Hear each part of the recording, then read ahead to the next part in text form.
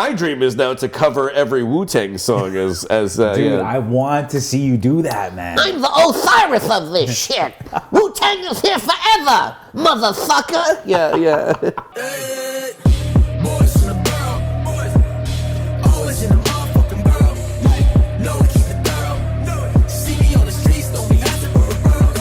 Hey, there's no running back. We on the road, that's a fact. Came so far, there's no going back. See me in the club, keep it safe, we got money. Eric, my guy. Dude, thank you for having me. Thank you for coming to the house, man. Is this the closing ceremonies here? I know. And not to get too personal, I know you guys are East West Coast now. So Yeah, well, we're slowly making the jump. We're joining Bauzilla out there. You're joining out the traders of Canada. I'll be giving up the shovel, as we say. No more driveways to shovel. Exactly. No more salt stains on your pants. Things that I won't miss at all. Exactly. At all. Exactly. But I want to start by saying it's an honor to have you in the house.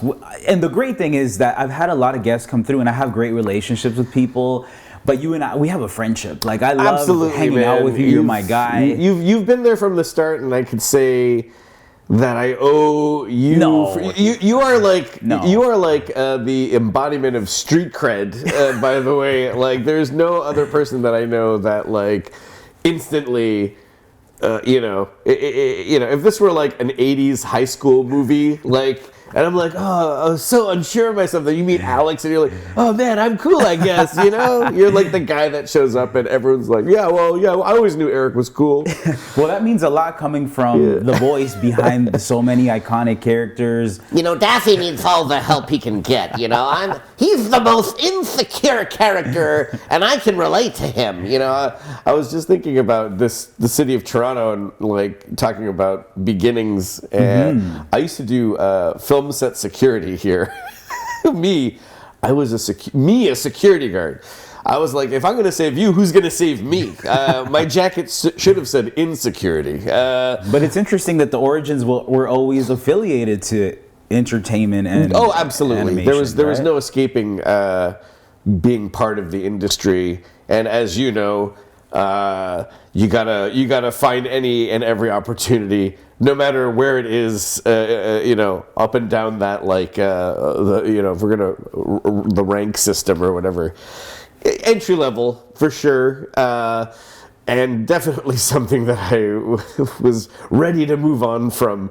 But it was cool being in the city. I worked on like so many weird movies, like that security job was for Angel Eyes with J-Lo. Really? I worked on that movie. And then interesting. I was a PA on another film that was being shot at my college, Centennial. Yeah. It was Urban Legends Final Cut, starring Joey Lawrence and a very young Ava Mendes. That's amazing. So you were around it from early. I talked to Ava and I was like, Ava, I think you're going to be a big star one day. And she's like, thanks, Derek. Can you get me a Diet Coke? And I was like, yes, that's my job. Oh, I love that. I love going back to the origins, which you and I have also connected on because we're both Scarborough kids. Yeah. Right? Scarborough. I talk to a lot of people about Scarborough. I think a lot of people know your Scarborough origins. But what I would love to know from you is, what do you think Scarborough contributed to you today as Eric Bauza, that's 2-time Emmy Award winning, that people know, Well, it's always been somewhat of, kind of a stage, for me to entertain my fellow peers in every elementary school, high school, and college. I've always found an audience to kind of make laugh, and that's all I've ever wanted to do, is make people laugh at the end of the day, no matter whether it be with voices or I remember in high school I used to and college we used to film sketches and stuff like that, and it's just something that was always just fuel for the fire. If I knew people would laugh, I would just find something else to make that laugh even bigger, Right. And and just great friends and of course family, right? This is where most of my mom's family and my dad's family immigrated from the Philippines, and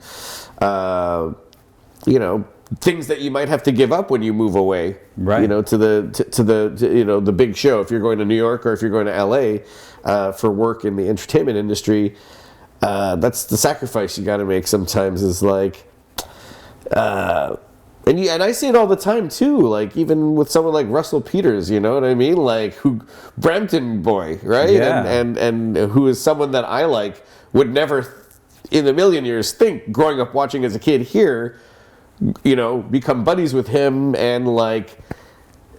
But we have that thing, right? Where Yeah. like, you know, we could joke about being from here. It's like it's also like a big inside joke. It You know what I is. mean? Not that this place is a joke, but we can refer back to it and think about the beginnings and the times where none of this mattered. You know what I Yeah. mean? The more simple times. So, It's also interesting how Canadians, it's true, you know, from Toronto, being from Scarborough, but we find each other when we leave. Oh, yeah. I know so many Canadians in LA and New York, and when I get there, it's like Yeah. I'm reconnecting with Canadians abroad. Yeah. It's interesting how we do that. Another Scarborough guy, Mike Myers, says there's was it a Canadian is the most Canadian when he's not in Canada, because they're kind of just like That's true. bragging about like That's true. You know, they're always thinking about home, I guess. And another Scarborough legend, Mike Oh Myers. man, I'm just waiting until those stars align. I would love to meet him. We got to yeah. make that happen, man. Who knows? Who knows? I know he's a big cartoon guy, so For sure.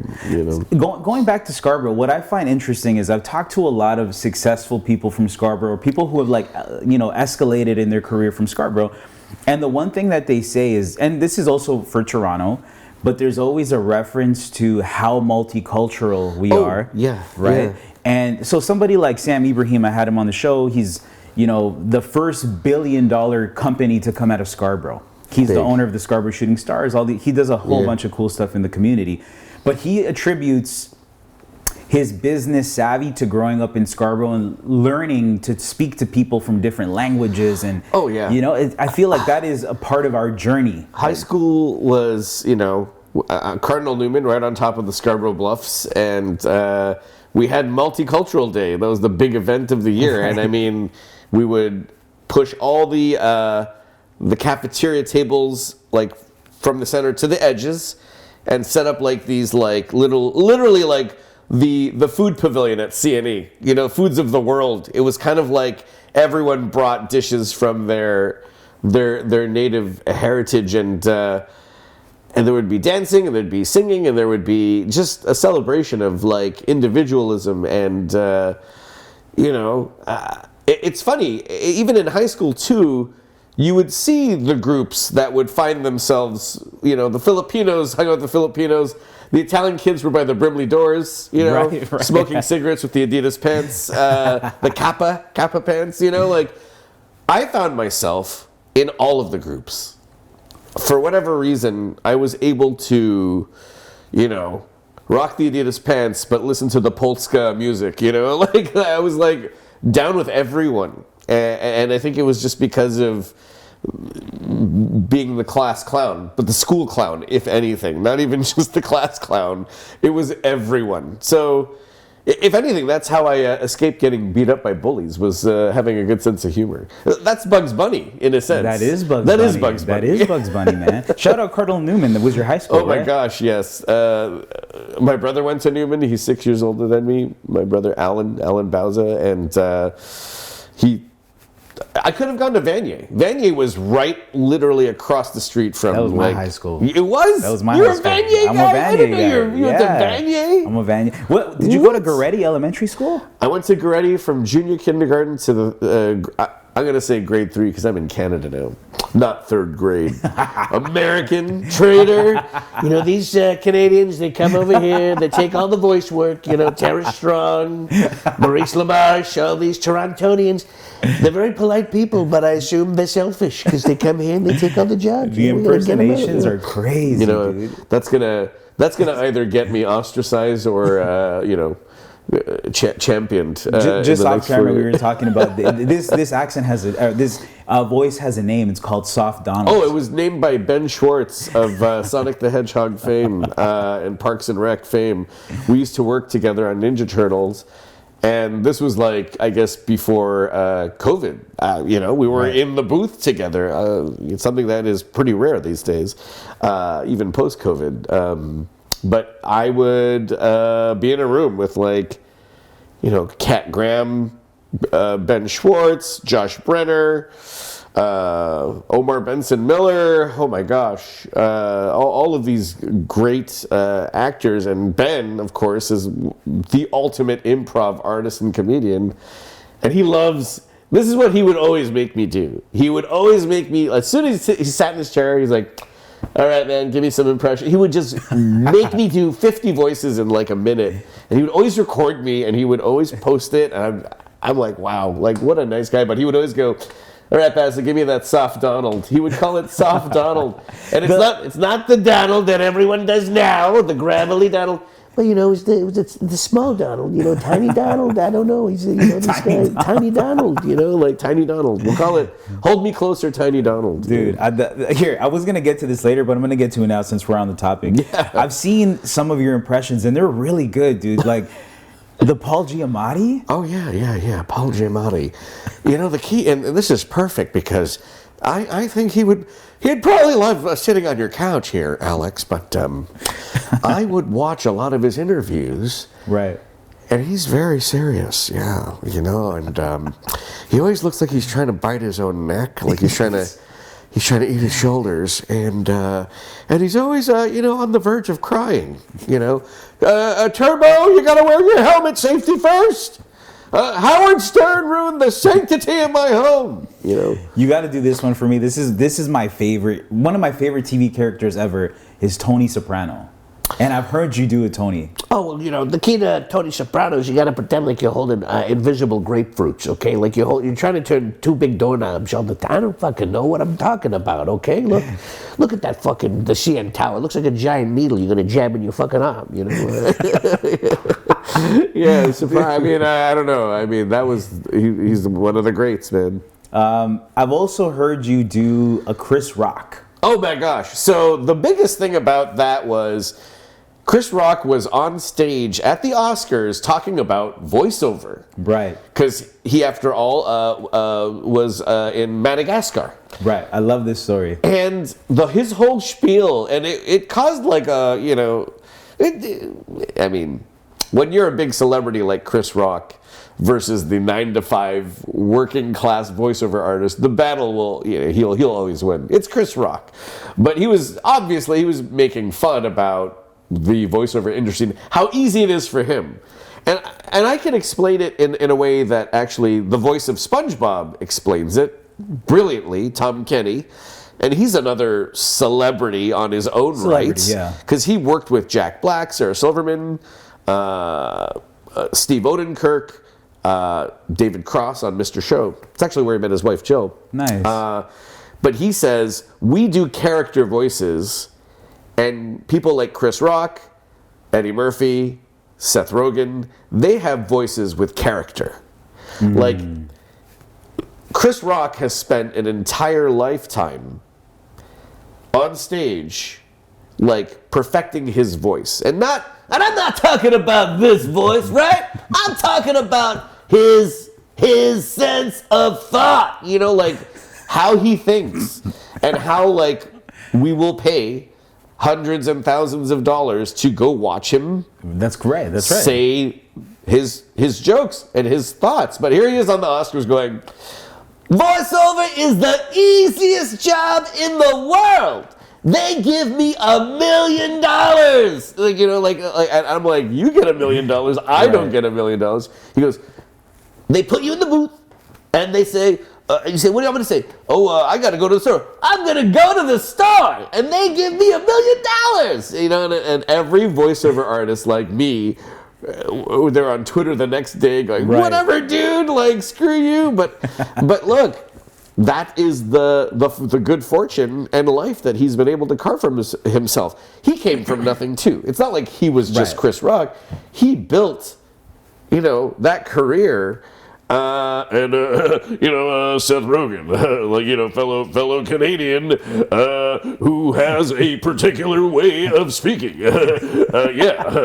This coffee table needs an ashtray, for weed. And another, Canadian Jay Baruchel, from Popular Mechanics for Kids. That's he How to Train Your Dragon. He was the one Hiccup. But yeah, like. Dude, it's amazing. They all have such unique voices, and that's what makes them who they are. Right. And that's why they get to go into a booth and just sound like who they are. And then there's people like me who also get paid okay to sound like Antonio Banderas. That is correct. Film me if you dare. I'm the voice match for Puss in Boots. Puss in Boots, yeah, man. So you go to Universal Studios, and I'm the guy that sounds like Puss in Boots and says, "The restrooms are that way." Yeah. Was that in place when we went to Universal Studios? I don't think it was there yet. I don't know if it was there. I believe if you go to Universal Studios Florida now, there is a full-sized replica of Shrek's cottage. So you can like walk in his house, and there's all these like monitors everywhere, and it's like video game style. Like you could just play video games all day with your kids there. But it is me in in the house as Puss in Boots going, the kitty litter box is that way. Go to the bathroom here. Yeah. Dude, I feel like this whole interview, I don't have to say anything. You can just do voices. This is actually my therapy session. I don't know. Recorded. These aren't rolling, are they? Yeah. So around the time when we first met, I met you prior to the Space Jam film. Yes. Right? Yes. And so there was a point where I remember we met, and I remember thinking, oh, this guy's Canadian. Like, I want to feature this guy's super cool. But there was a point shortly after we connected where your career, bro, it rocketed. I mean, like, it's funny you say that because I feel like every year there's something that, and I think that's just us, right? We'll always wait till the next thing, and we're always striving to get to the next level. Course. But yeah, I feel like to get even to where I felt like I was getting traction took about 7 years. Of course. I'm sure it took a lot. What I was going to ask was, at what point do you think it was in your career? Like, what was it Space Jam? Like, what was the thing that you think really propelled you to more of a mainstream audience? Honestly, it was getting to work on a show called Ben 10 Omniverse. That was being produced and showrun by Matt Youngberg, and one of the main designers that was on the show is a friend of mine who passed away, actually, Derek Wyatt, who I had actually met in 1999 during an internship in Los Angeles. Right. I remember them trying to get me on that show, and they were just, if you know that show, you know that it's about a kid that has this cool wristwatch that allows him to turn into like 100 different monsters. Meaning, here's a new toy you could buy every week, which is amazing, like for any kid that loves action, adventure, comedy, and even greater for the studios that get to like make these toys. But like there would be like one actor portraying the kid, but when he turns into the monsters, then you bring in like a whole bunch of other voice actors that do character voices and weird like alien noises and all that stuff.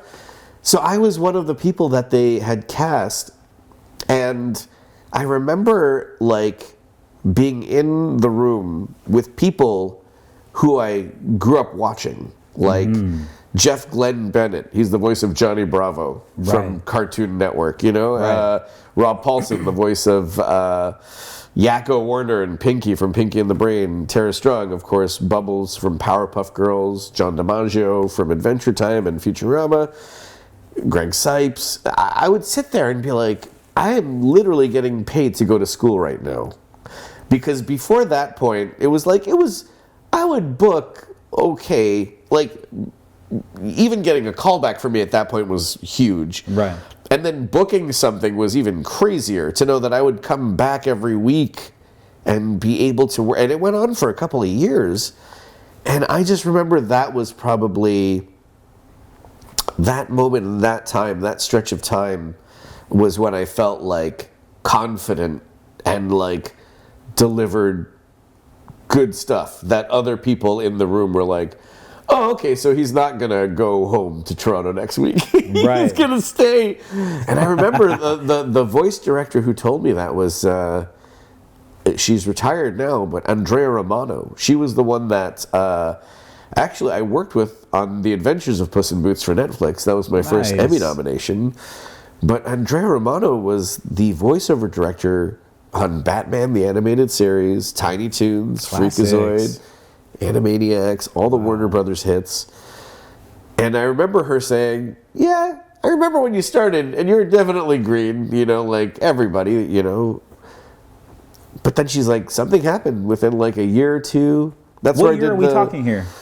This was like, I started working with her in 2007. Okay. So it had to have been around like 2009, 2010, when like it was more of a consistent, oh, hi. Like, if I see you, if I work with Andrea Romano more than 2 times in a week, or Sue Blue or Colette Sunderman more than 2 to 3 times in a week, I know I'm doing something right because they keep calling me back. And it's for so many different things, like Scooby-Doo, Fairly Odd Parents. It was crazy. And again, not overnight, definitely over a few years. But that was probably the turning point. Dude, it's so interesting because you also said it too. There's a lot of times where people will see someone's success, you know, in mainstream media. They'll Yeah. see the Emmys and stuff, and they don't realize the work that went into it prior to, right? Yeah, it was weird because like when that Emmy nomination came around, I was like, there are people that are still like that are decades ahead of me that have never gotten nominated. And I'm like, what the hell am I doing here? I was in there with Carlos Elizraki, you know, from Reno 911, Taco Bell Chihuahua, Rocco from Rocco's Modern Life, and also one of my greatest buddies. I love him so much. And then Jeff Bennett, who won. And then I think that year, even like Frank Welker, you know, Megatron, Yeah. was getting his Lifetime Achievement Award, you know, Emmy. And I'm just sitting here going, holy crap, like these are, you know. And I also happened to bring my 4-month baby to the Emmys that year. So, you know, my girlfriend and I at the time, Jessica, who's awesome, we're like, should we bring our 4-month infant child to the Emmys? And we bought him like a little onesie tuxedo, Right. little tuxedo booties. And there were so many drunk women going, is that a baby? Let me hold your baby. Is it a prop? And I'm like, no, you're drunk and you're wearing stiletto heels. Like, you're going to yeah. drop my son at the Emmys. Yeah. You know, it was the funniest thing ever. But yeah, I was just sitting there in the room going, holy crap, like, thank you, Antonio Banderas, for not being available so that I can be this character. And it's funny because someone from the BBC like wrote, I think this is when he played Vincent van Gogh in an independent film. Right. And they're like, this movie's great and all, but you know that there's a Canadian man playing your character on Puss in Boots. And he's like, his answer was so great because it was kind of like, the answer is like, that is okay because it only means I created such a powerful character that I do not even have to be there for him to exist. Meaning like, I'm Santa Claus. Eric is Mall Santa. You know, I'm 9 to 5 fake mall. I'm at the Parkway Mall Santa. Dude, I love that. But you know what? It goes back to that relationship you're talking about with Chris Rock. Where Chris Rock, he has developed this voice that, you know, is sought after. But it's a give and take because that creates an opportunity for somebody to then go and voice him. Right? Or now AI. Because I think that's the thing about AI that a lot of people, I mean, at least in my industry, like don't often think or even talk about that. It only is really like affecting the name celebrities, you know, because they're the ones that have that voice and they're the ones that like have more to lose. Yeah. Well, I wanted to ask you the last time. Well, one of the last times we connected in LA, we've seen each other a few times, but was during the strike. Yeah. We connected during the strike. I went out. I saw you picketing. I was out there with you. Not only did we connect, this man featured me on a very prominent, important interview. And which, by the way, thank you, because of course, you know, I didn't get fired, but you know, I was close. No, it's funny how insanely like under the radar, as much exposure as I did get during that time, like with everything, and then Coyote versus Acme, if we're gonna go down that avenue, I still haven't really. The most scolding I got was Warner Brothers publicity was like, hey, do you want advanced Beetlejuice tickets? And I was like, sure. And they're like, but you have to stop saying things on social media. And I was like, I'll take your tickets. But I won't stop talking. Yeah, free Coyote versus Acme. You know, no, I mean, they're very friendly about it. And at the end of the day, unfortunately, business is business, and you know. Well, let's talk for the people who are watching who might not be familiar. Coyote versus Acme is a film. It had a huge budget, right? It was 70 million. million dollars, and that's not even a bit. I mean, you want to talk about Joker 2? Joker 2's 240. Sorry, and but it never got made, right? It never got put out. It is in the can. It is complete, fully finalized, complete with credits and a music score, and I did 10 voices in it. It starred Will Forte and John Cena and PJ Byrne and other fantastic actors, and had great animation, and was directed by Dave Green, who is no stranger to making live-action feature films featuring people's favorite cartoon characters. He did the second Michael Bay Ninja Turtles property that had Bebop, Rocksteady, and Shredder, finally, and Baxter. You know what I mean? Like it felt like you were watching the cartoon, and it was incredible. And getting to work with him and getting to know him over these last few years has been great. And I really hope I get to work with him on something else. Yeah, of course. But going back to the film, so did you get to see the film? You watched it? I was at almost every test screening in LA. What are your thoughts on, from an unbiased perspective? Was it like a home run? Yeah, I mean, I don't have to say it. The scores were in the 90%, like high 90s. So, you know, it's tough to know that something that could have been so well received by the people, like it's you know, all the drama and all the press that this got. I remember reading one thing that was like one of those, like, oh yeah, like not a backhanded compliment or like just a reality check, but they're like, someone had written, look, it's not Harry Potter, it's not Lord of the Rings, it's Looney Tunes, and it serves a very specific audience.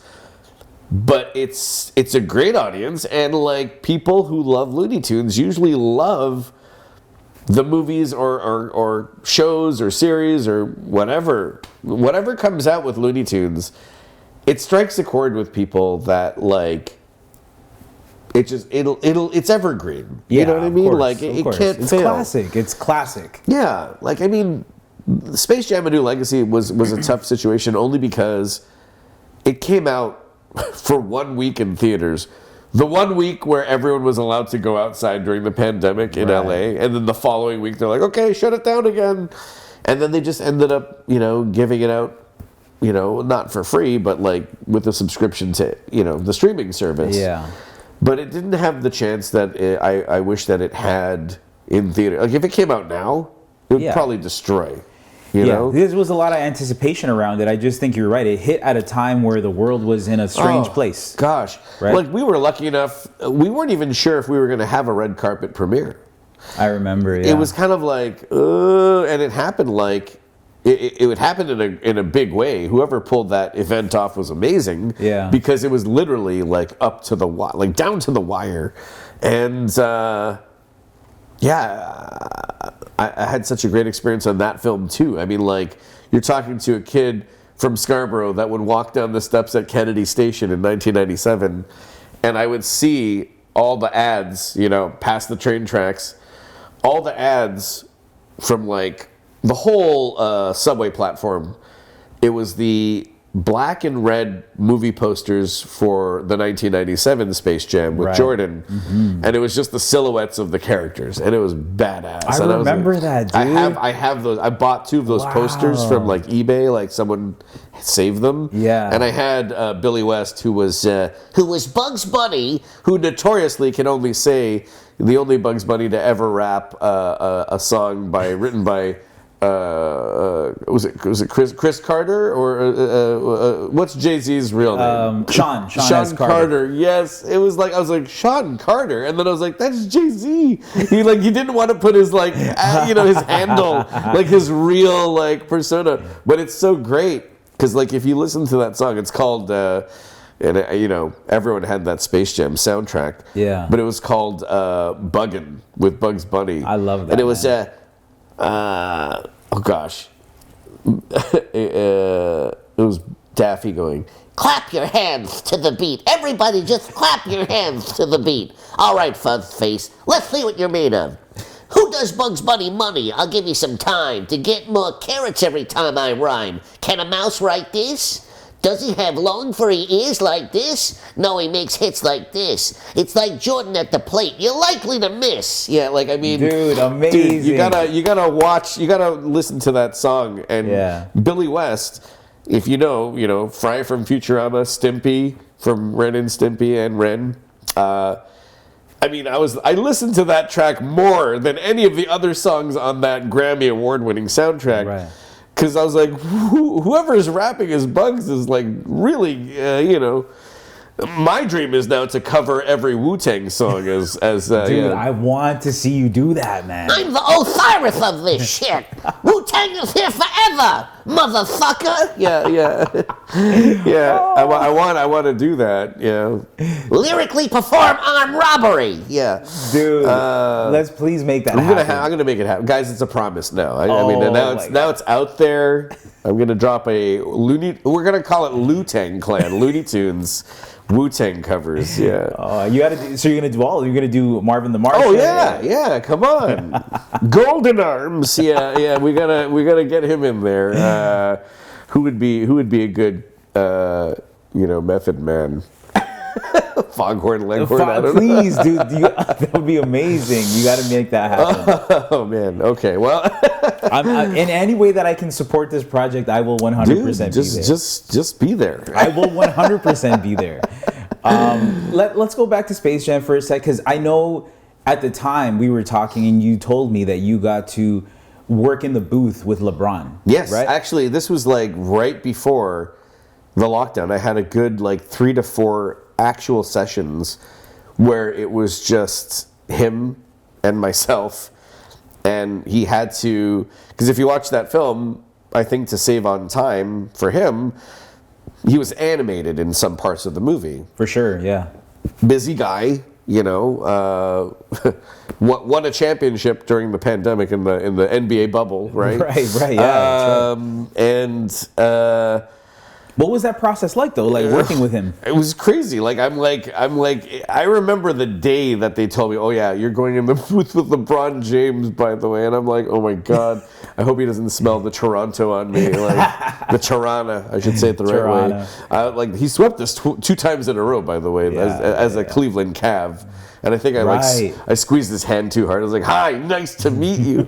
No hard feelings." Yeah, he couldn't have been nicer. And to be perfectly honest, I don't think there's anyone in the NBA that could have brought these characters back the way he did. Yeah. Did he have any words for you? Because I know most people, because I've seen you do the voice to lots, even when you were picketing, I've seen people stop you. And the one thing that I've noticed is there's a universal reaction to when people see you do a voice. It's for sure. It always comes with a smile. Yeah. It always brings joy. Yeah. It's never like, what is this guy doing? It's never like that. You know what's funny is that he was very kind and very open and very he had a good sense of humor about him. But I think he was so okay, I hope I'm not screwing up. Oh, of course. Well, he has to perform too. Yes. Yeah, there's a different pressure So there. I definitely wanted to make sure that I was giving him a good, springboard to a good performance for him, not to distract him even. Because, he's not just a champion on the court. He's everywhere competitive, Yes.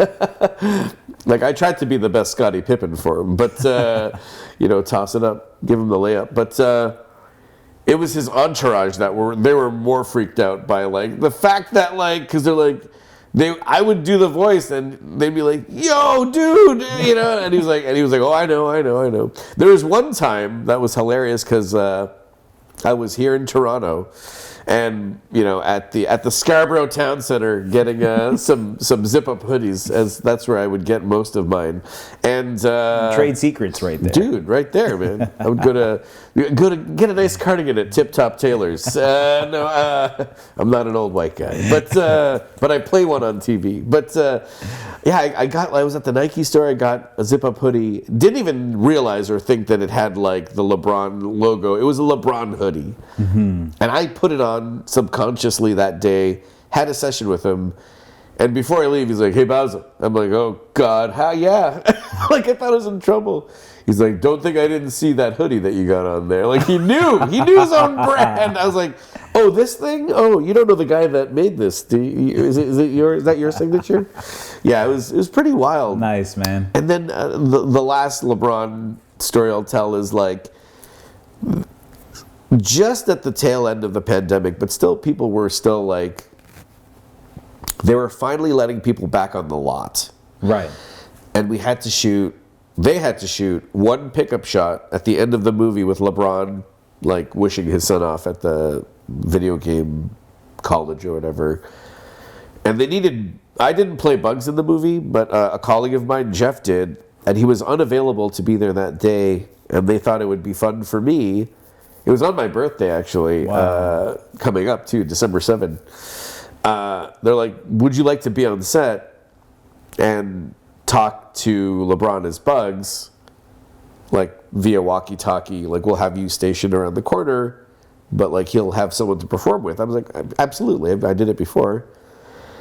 And everyone on set had to dress like a stormtrooper, double mask, double face shield, glove, everything. Except for him, because he's Right. LeBron, he's the star. But I remember he was like, "Bauza? Is that you?" He saw me, and I was like, "Yeah, oh, hey." And he's like, "Hey, what's up, man?" Gave me, dabs, and I was like, "What the hell?" Nice guy, Great birthday moment, man. I was like, Yeah. "All right, action, everybody," And that was crazy, because there was a whole crew of people there. And they're, freaking out, of course, with the, Bugs Bunny's a Filipino guy from Scarborough? Crazy. I knew it. Yeah. I love also with any voice work, a lot of the time people can't really, you would never know what to expect. But the reaction when you do Bugs Bunny, everyone's always like, Yeah. people get surprised. Yeah. Right?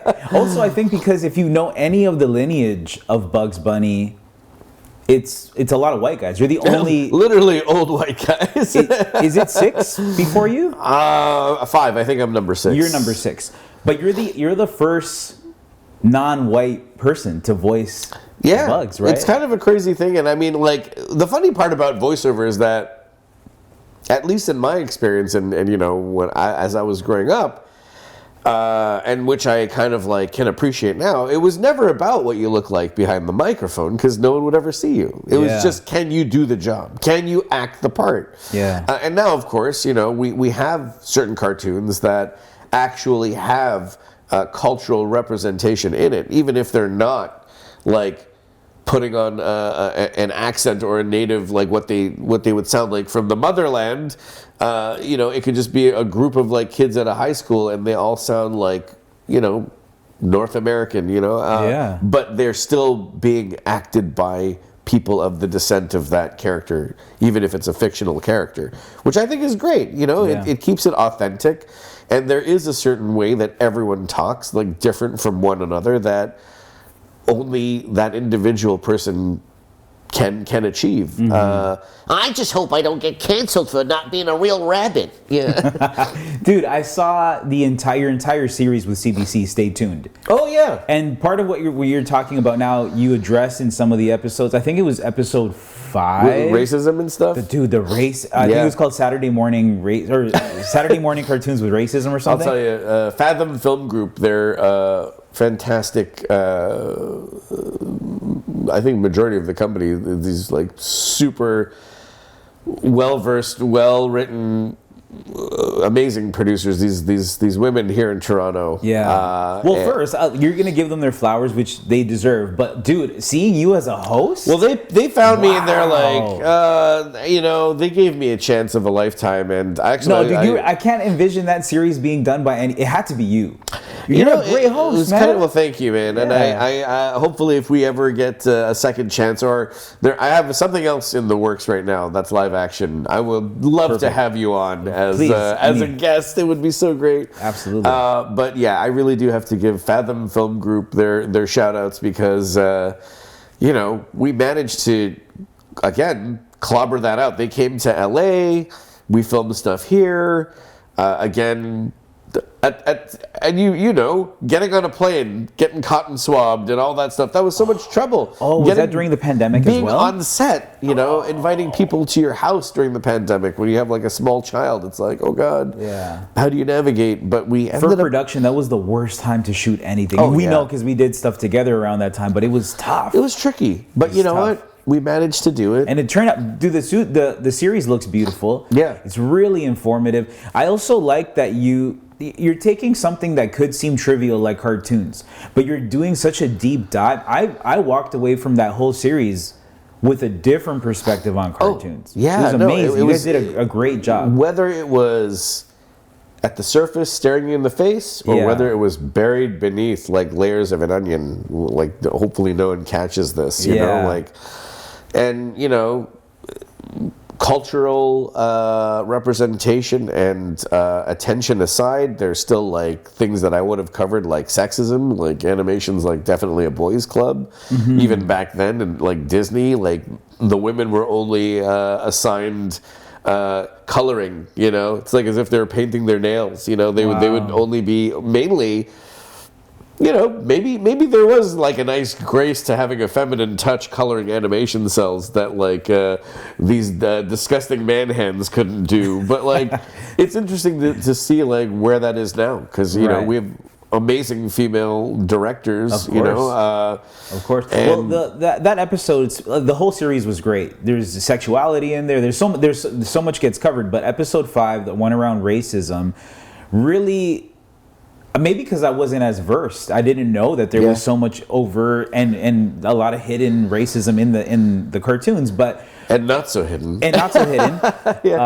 But I also really took so much out of that because as someone, like we said, growing up in Scarborough, we grew up. Our neighbors were all very diverse. The people we grew up with in school and stuff were all very diverse, but the cartoons were not necessarily. You weren't able to see, like, as a Latino, I wasn't really able to see myself in a cartoon character. Right. But the show does a good job of showcasing that, Speedy Gonzalez might have been, like, the only one. Yeah. And I'm looking at that, and I'm like, that's true. Speedy Gonzalez was the only one. And the way that he was portrayed, I'm like, this is like bad stereotypes around Latino people. What was even funnier is that he was the opposite, or the anti-stereotype, where everyone else in the town wasn't, like, fast as he was, depicting everyone else to be slow and all that stuff. So it's like, but at the end of the day, you walk down the street in Los Angeles and you ask any, person of Mexican or Latin descent with their opinion on Speedy, they're like, it's all we got. It's all we have. Yeah. It's so, and they embrace it and they love it and they champion him. And what was great is they got Gabriel Iglesias to voice Speedy in Space Jam: A New Legacy. Yeah. And he's a stand-up comic, and he does voices in his act, and some crazy voices that you wouldn't even expect to come out of someone like that. And that's the magic of voiceover. Yeah. But he chose to do exactly what Mel Blanc did, but give it the authenticity of his heritage and. he was great. Yeah, it's you touch on something that's so fascinating because it goes so much deeper into the psychology of humans. Where, like, for instance, if anybody knows me, they know one of my favorite movies of all time is a movie called Blood and Blood Out. Oh boy, Okay, yeah. it's a gangster Latino film, but It's a hard movie. it's a hard movie, but it's my favorite because it was one of the first times in media that I ever saw myself represented in cinema. Yeah. But as an adult now, I still love it. Like, I recently brought the actor down to one of the actors, Jesse Borrego, down to Toronto. We did an event. I still love the film. But as an adult now, I look at that film and I realize that the only way that we were being portrayed in Hollywood was as gangsters, right? And that's still a stereotype that exists today, where Latinos are so much more. Of course, right? of course. And when I think about, like yourself, Filipinos and so many other people that are still not properly represented in cinema or cartoons, this seems like there's still a lot of work that needs to be done. Of course, and we'll get there, and we'll definitely have more chances. The fact that we're you could have a movie like Easter Sunday with Joe Coy. You know what I mean? Yeah. Right. And it's still kind of like a spoof on our culture, but it's all Filipinos have a great sense of humor. But yeah, I feel like we're definitely in the right direction, and I hope that we can continue to tell stories that allow us to educate people of who we are around us who may not know, but also have fun. Like, take a minute to, like, I miss the era of self-deprecation. I'm very, maybe that's the Canadian in me. I'm a huge Conan O'Brien fan. He's the king of self-deprecation. For sure. But there's something about being confident and strong enough to kind of look inward and laugh at yourself. Yeah, I agree with you 100%. When I think of prominent changes that sometimes have been made in media, it's been through independent companies sometimes.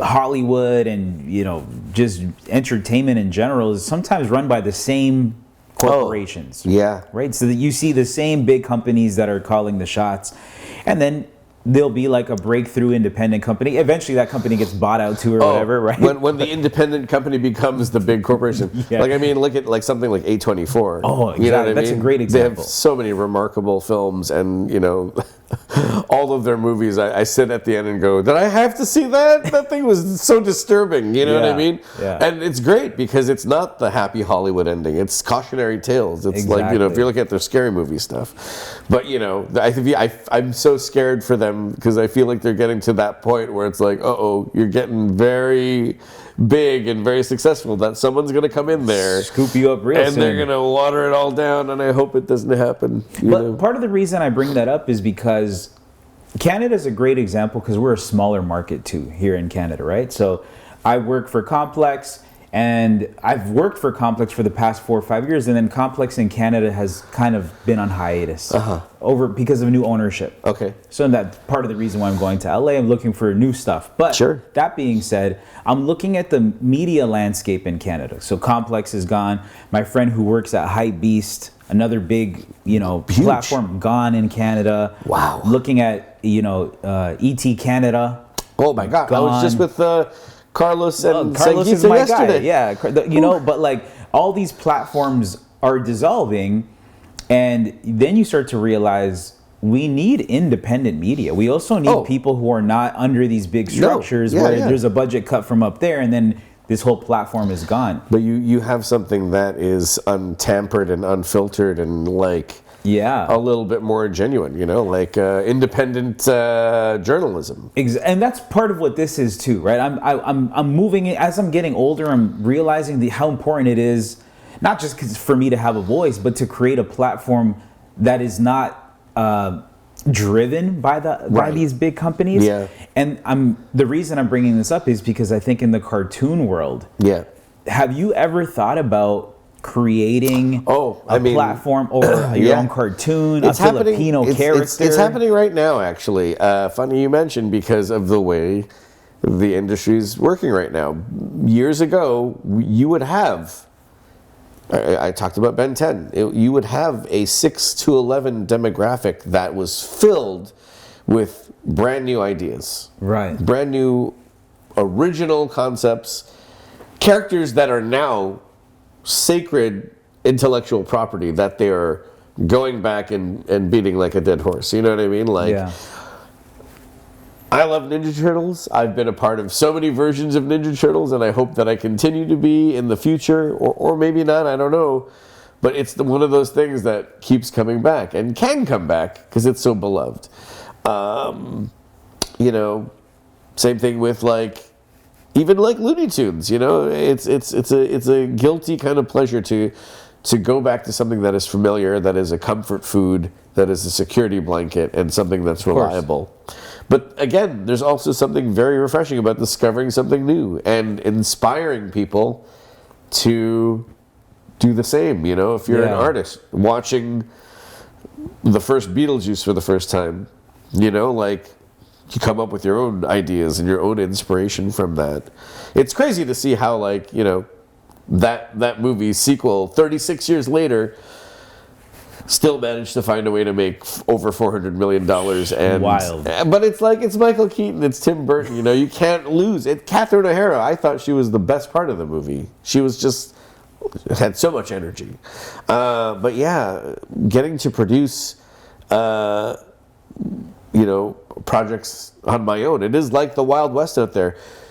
We're living in an age now where you can make a cartoon in your living room. Yes. You don't even need like a big studio anymore. It's crazy. The great thing about you too is I feel like you could be pretty self-sufficient, because for people who don't know, you started as an animator. Yeah. So you could do the animations, you could do the voice, but also I think I heard somewhere that you also used to be a production manager for a company. So you kind of have the background in production. Yeah.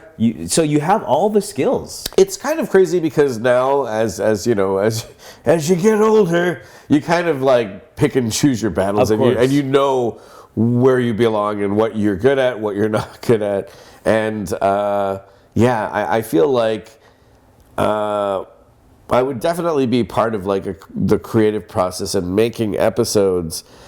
Would I have like the capability or like even the framework to write full-blown scripts? Probably not. Would I be there for punching it up and like acting it out in the booth? Absolutely. Yeah. Do I have the capacity to go back and do full finalized character designs? No. Do I have the means to do rough concept drawings? Yes. You know, like, so there's definitely, you know, all the elements and ingredients that you do need to make a show, but it does take a village, and I feel like we're very close. Like, I have a couple of things happening, but I haven't made any, you know, because until you see your name roll up that screen, it means nothing, and even then they can take you out. Right.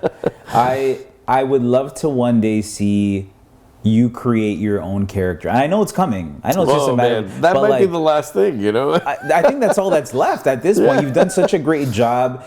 And again, I can't even do it. Imagine the pressure that comes with voicing these iconic characters that are legendary within pop culture, within people's lives. Yeah. How do you even deal with that pressure? I mean, again, I'm only following the ingredients. Like, I found the cookbook for a lot of iconic characters, but I often think about, you know, I think the real main goal of a voiceover artist is to create that iconic character. And I don't know if I've been there yet. I don't know if I've landed that opportunity where it's coming. It's coming. It has to come. But also, have you ever thought about taking the iconic characters that you currently voice? And you told me this the last time we spoke, and it was a great soundbite. I remember we found it. But you told me about Mel Blanc doing this like audition, this like out of character voice for Bugs Bunny. Yeah. Right? And I thought to myself, that's interesting, because that when I heard it, I'm like, this doesn't sound like Bugs Bunny at all. No, but it's funny that it is still familiar to the sound of you know, the essence of these characters and the sense of humor of Looney Tunes. You know what I mean? It was just a part of it. And in fact, since then, someone has made like a reel of all the Mel Blanc out of character. They call it unhinged moments. Right. And we talked about that. Yeah. And then someone made a reel of my unhinged moments as Bugs Bunny, which is crazy. Like, I feel like, wow, okay, that's kind of cool that they were paying attention to something that I noticed as a kid growing up watching Looney Tunes. Like, Yeah. I would always laugh when he would like scream like a little girl, you know, like, ah! I don't want your neighbors to freak out, but you know what I mean, like. My brother and I would crack up so much, and to know that I wanted to bring that into the performance because there is a I feel like it's not like a trap, but if you're a voiceover impressionist or an artist that is trying so hard to sound like the voice that it puts your acting in a box. Right. Then that's another way the wheels can fall off. You could be like, oh, you know, like he's got the voice sound right, but the acting's not there. The dynamic. And Mel Blanc, I always call him the human bagpipes. He sounded like he had air coming out of every orifice of his body at once, you know? Like he was that's how powerful he was. Right. And it's enough for someone to not want to go there, and it could hinder your performance. Of course, that's a great way to put it. I want to end on this note. So you mentioned your son Yes. when he was 2 months. Tiff and I are expecting. Oh my God! Hey, holy crap! Look, this is like real news. This is real news. This is the you're invited to the baby shower video. Congratulations, man! Thank you, man. I appreciate that. Yeah. Hey, So- I got lots of advice, and Yes, that is the one thing I wanted to ask you. What is the one piece of advice you would give a new father? well, continue your anti-wrinkle regimen, because you look like a child. You look like a kid. That's about to change. Yes, I think it might. Yeah. Forget about sleep. You know what? I gotta say, and this is like beyond, the baby is coming. For me, I'm a single dad. It's crazy. You think that everything comes with IKEA instructions, and sometimes they do. And you could read that book, and you could read those instructions, you could watch that video and over again. But when your kid comes into this world, that's all out the window. It's all like, enjoy every moment, take every moment in, be able to pivot, be able to like think fast, and it's okay. It's okay if it's wrong. It's okay when things don't work the way they should, and that's a pretty valuable lesson too to teach your kids, is that don't worry. You'll have another chance at it, and you'll be able to get it right the second, third, or fourth time. Unless you permanently damage them, then there's no coming back from that. Then continue the podcast. No, you guys are gonna be great. If you care as much about your family as you do, you're gonna be a great dad, and all the time and investment that I see you put into yourself as a person, as a career, your relationship with Tiff, her career, that's pretty big. You guys are busy people. We're busy, man. And to know that you guys are going to embark on this new venture together, I couldn't think of two other people that are like more than ready to take on that. Yeah, we feel it. We feel good about that. Good. So thank you for that advice. We're going to end on some speed round. Oh boy, here we go. Okay. This is why I ate salad for lunch. No, I'm just kidding. Okay. I didn't eat salad. I had fish and chips. These are questions that I specifically made for you, so I'm very curious from a Canadian perspective for some of these as well. Yep. Best Canadian cartoon character of all time. Oh my God. Best Canadian cartoon character of all time. I mean, I might have to say Inspector Gadget, because he was although he was voiced by Don Adams, a very American actor, that was very much a Canadian cartoon. It was co-produced here in Canada and France. But it had Cree Summer in it. as Penny from Inspector Gadget. Right. And her father, the late Don Franks, was the original voice of Dr. Claw and then was replaced by Frank Welker. So, like, there's Canadian roots in Inspector Gadget, and I will put that down as a contender. Dude, that is I forgot that there was Canadian ties. When you said it, I do remember hearing that somewhere. Beetlejuice was animated in this city. Wow. Most of the run of Beetlejuice was produced here. Wow, I didn't know that either. Oh, yeah. Wow, dude. Very Canadian. This answer might change because I asked you best Canadian cartoon character. You said Inspector Gadget. Would it be the same if I asked you what is the best Canadian cartoon period of all time? Ooh, well, would that be man? Just trying to think of other. I mean, the Raccoons. that might be it. That might be. I think Babar was Canadian. Yes. The Adventures of Tintin. Yeah, I think it was being... a French comic strip, though. No, it was a cartoon. You're saying the original? The comic strip, yeah. I think it was a comic strip. You might be right. But there was a cartoon called The Smoggies. But I don't even remember this one. No, I mean, it was oh boy.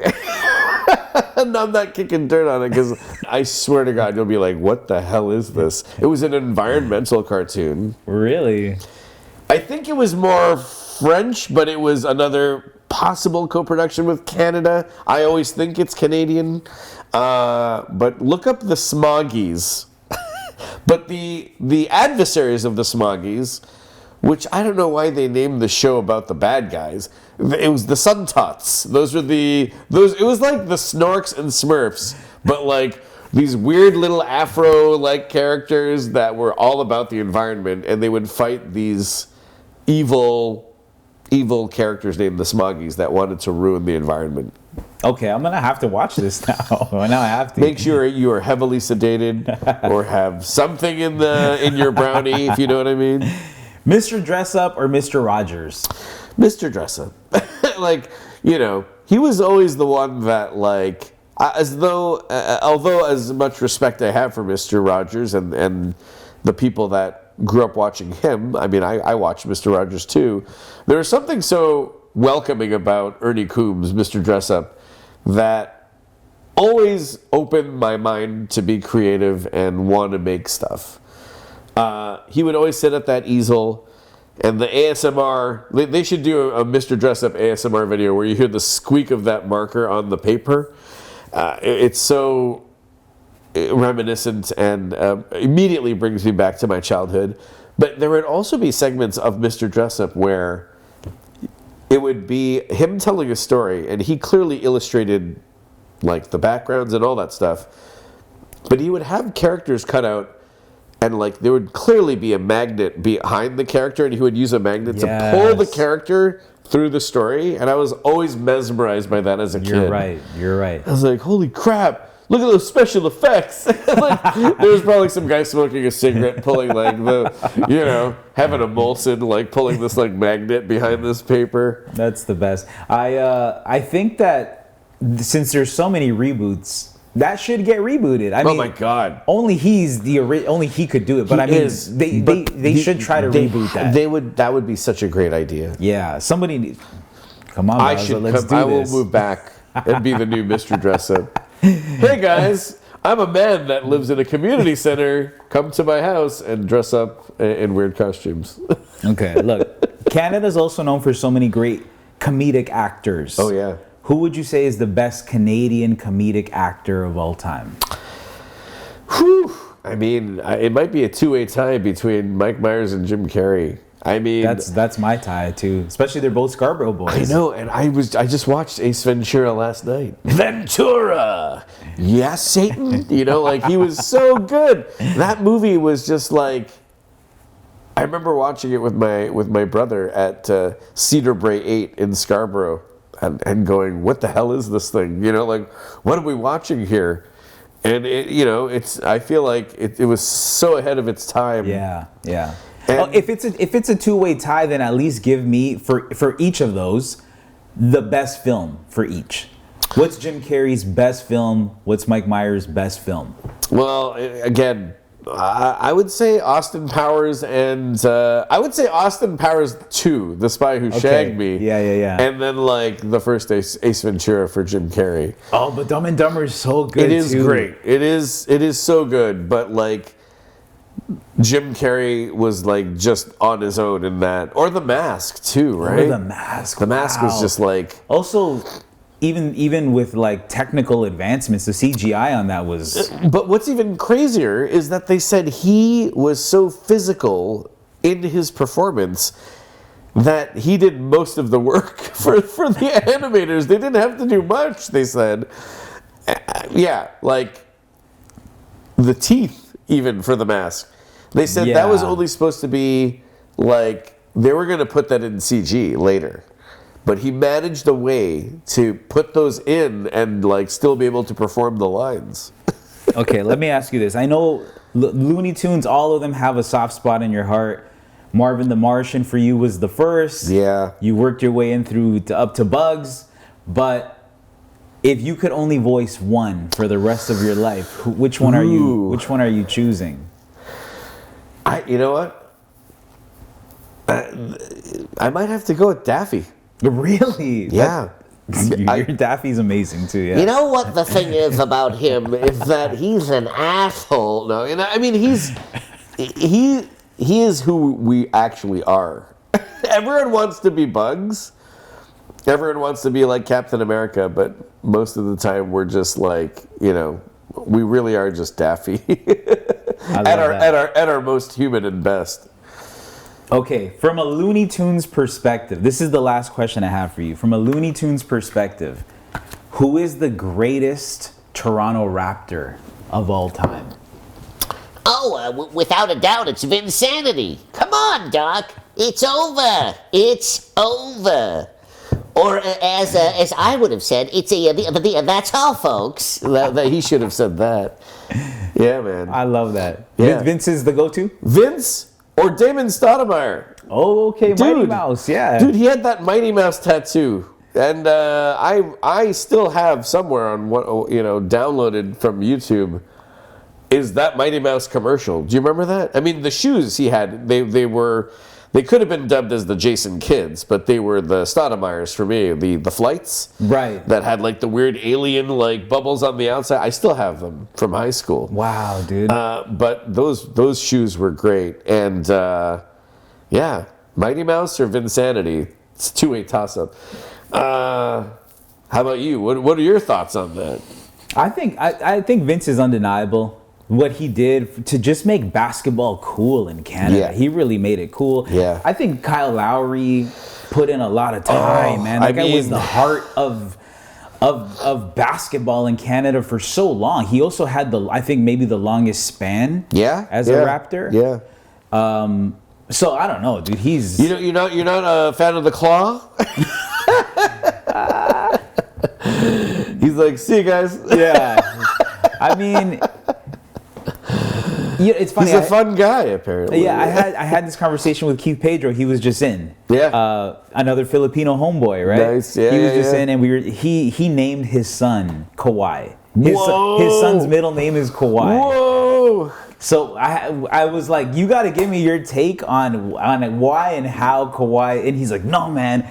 He's like, couldn't have done it without Kawhi. So it's true. It's true. I mean, like that was such a solid lineup, and every moment that we got closer was great. Like what a great feeling to have. That's like the Blue Jays winning. The World Series. I'm wearing a new era Big League Chew Blue Jays hoodie. Love that, man. Let's end on this note because I know you have a release February 28th. Yes. Just tell me a bit about that, and then okay. Yes. So of all the movies that were terminated for taxes, as we're gonna say, and that is the harsh side and the business side of show business. It's tough. Sometimes we work on something for many years, and as these big conglomerates see how much they're spending and how much they need to save, unfortunately, there are some casualties of war. But then there are some that make it through the cracks. Then there are some that actually get made, get seen, and get distributed. And it's a tough pill to swallow to know that Warner Brothers Animation is able to produce a very fine film or series, but they may not have the means to distribute it. Right. So it would be the equivalent of saying, well, Disney made this great Mickey Mouse movie, but now we're going to put it on Netflix. You know, I don't think Disney would ever let that happen. Unless it was something that they had out already and they don't, you know, Yeah. we've already milked it for what it's worth, and now we can try to find other venues. For instance, one of the projects that was also, you know, as they say, throw the baby out with the bathwater, was a Batman property developed by J.J. Abrams and Bruce Timm, who pretty much was the showrunner on Batman the Animated Series. Right. If J.J. Abrams and Bruce Timm aren't safe, then you know you're, and you're me, you know you're in a tight spot. Luckily, Warner Brothers produced the cartoon, and it was out on Amazon Prime. Would we have liked to seen that on HBO Max, where it should be with the Warner Brothers streaming service? Probably, but people still get to enjoy it. So, much like that, a feature film starring Porky Pig and Daffy Duck called The Day the Earth Blew Up, a Looney Tunes movie, will be out February 28th, 2025, in theaters, distributed by a company called Ketchup Entertainment. And Sounds Canadian, is it? I made a joke. I was like, ketchup chips and ketchup entertainment. They could distribute movies and make good potato chips. But Lay's Ketchup Entertainments. Yeah. Thank God for them, because they're the ones that are putting out our little movie that was made by not Warner Brothers Films, but like the TV department. Wow. So it was so under budget. So I was about to say, so it's not a $70 million budget for this one. $70. No, like literally, like. But when you watch it, you're like, this film is gorgeous because it's 2D, hand-drawn animation. You don't see that anymore. Mm-hmm. And you know, like, it's not a risk for them. Like, if that goes out, it's gonna make its money. It's gonna make more than, like, triple its money back. So please watch the movie. It's literally being dubbed as the movie that's going to save the Looney Tunes, which to me is, you want to call that Vinsanity. Like, that's crazy to me. And it's also the first feature film for the Warner Brothers Looney Tunes characters. Like, fully animated without the help of LeBron, Jordan, or Brendan Fraser. It's the standalone animated first full animated Looney Tunes movie ever made. So. Wow, that's amazing, dude. Okay, so we all gotta watch this one. You all got some homework. Yeah, Go get those tickets. yeah. We'll see what happens, man. Awesome. Well, thank you so much, dude. Good luck. Dude, on that note. That's all, folks.